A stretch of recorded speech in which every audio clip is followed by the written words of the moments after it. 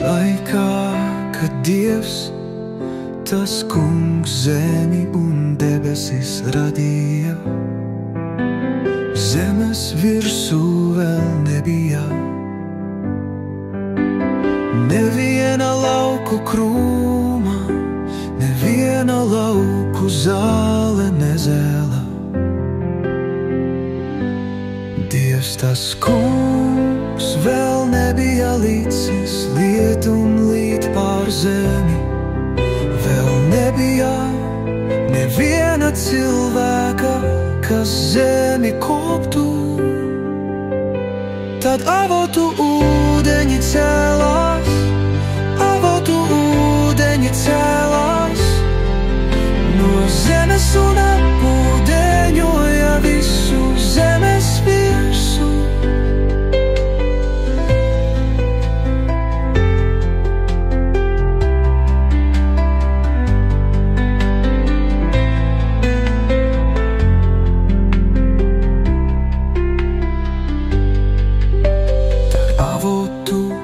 Ūdeņi cēlās,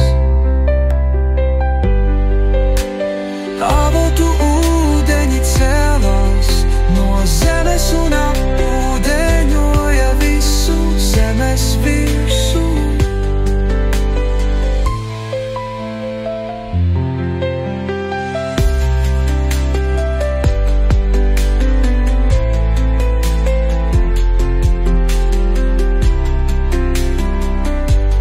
Dievs, tas Kungs, vēl nebija līdzis lietum līt pār zemi, vēl nebija neviena cilvēka,